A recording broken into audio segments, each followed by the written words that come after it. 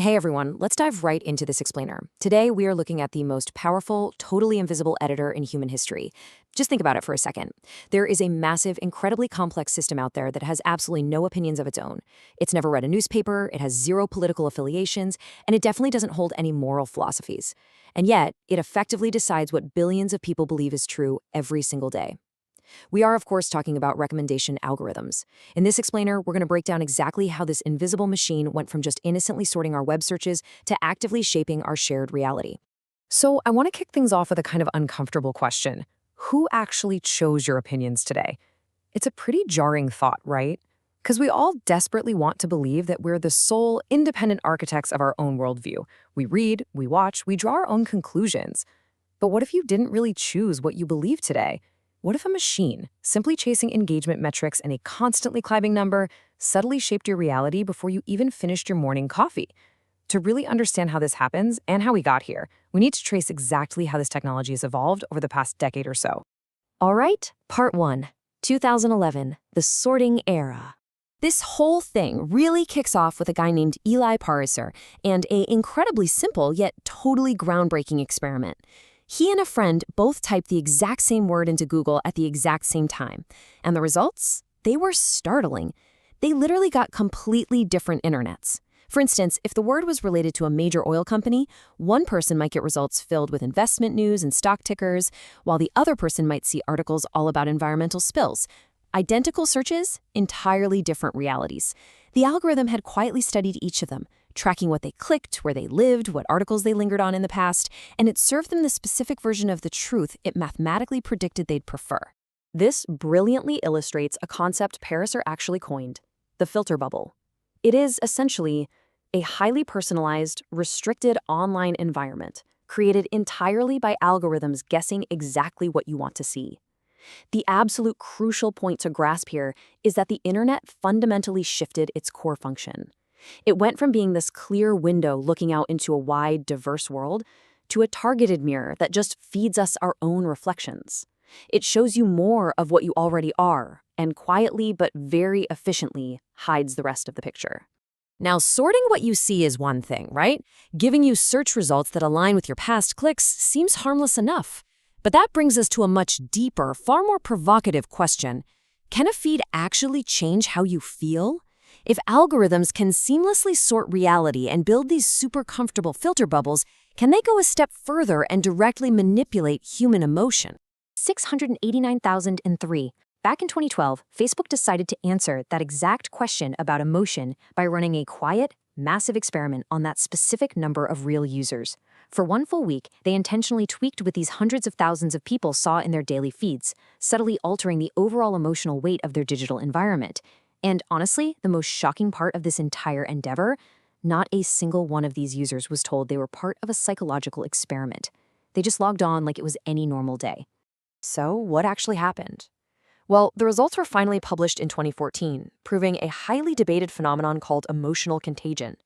The people who were shown slightly more positive posts, more happy announcements, more uplifting photos, started writing significantly more positive things themselves.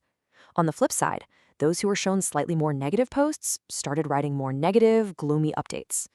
Emotions successfully spread, person to person, through nothing but a mathematically tuned feed.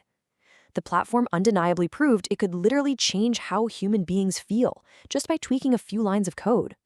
Moving right along to part 2, 2018, the rage multiplier. In 2018, the stakes of these algorithms moved from personal mood manipulation straight into global politics. And it was all driven by a really quiet change in the platform's rules. The absolute key to this massive shift is the number 5. Facebook wanted to shift its focus to prioritize what it called meaningful social interactions. To do this, they assigned a hidden point system to user reactions. A simple like was worth 1 point. But as leaked internal documents later revealed, an angry emoji reaction was mathematically scored at 5 times the value of a standard like. You heard that right. 5 points for anger, just 1 point for a basic like.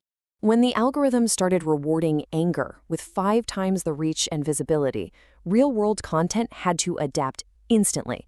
Entire political parties and media organizations reported that to simply survive the feed and actually reach their own audiences, their posts had to get substantially angrier. One political team noted their output shifted to roughly 80% negative content. And get this wasn't because their core beliefs or platforms changed overnight. It was strictly because the algorithm's reward system forced them to adapt to this new outrage-driven environment just to stay relevant. But here is the really crucial point you need to remember. It wasn't malice, it was math. There is zero inherent political bias in the machine itself. The algorithm genuinely does not understand right-wing or left-wing politics. It doesn't comprehend the concepts of anger, joy, democracy, or division. It is completely, coldly impartial. It's simply learned through tracking billions of data points that outrage keeps human beings engaged and staring at their screens longer than literally anything else. Which brings us to part 3, the rabbit hole. To really understand this era, we have to look at Guillaume Chazlat, an ex-engineer who actually helped build YouTube's recommendation engine. He later came forward to reveal a fundamental truth about what the machine is explicitly told to do. Step 1, optimize for time. The algorithm was never built to optimize for truth, accuracy, or quality. It was given one overriding directive: keep the human watching for as many minutes as possible. Step 2, find engaging content. The machine rapidly learned that calm, nuanced, balanced videos simply don't hold human attention as fiercely as divisive, sensational ones. Step 3, push extreme nudges. To maintain that iron grip on your attention, the recommendations naturally creep toward content that is just a little more extreme, a little more us versus them than the last video you watched. It inadvertently pushes users down a rabbit hole for the sole purpose of maximizing watch time. Now, I want to be perfectly objective here, because this is complex. Some folks argue exactly what we just discussed, that algorithms push extreme rabbit holes by constantly rewarding sensationalism. But on the other hand, a lot of academics and tech researchers argue the opposite. They point out that modern algorithms also frequently intervene to steer users away from harmful content, demoting misinformation and promoting authoritative sources. But honestly, regardless of where you stand on that very heated debate, the undisputed underlying fact remains exactly the same. The machine's primary metric, its core heartbeat, is just counting the minutes you stay on the screen. All right, part 4, 2021, the 40-minute mirror.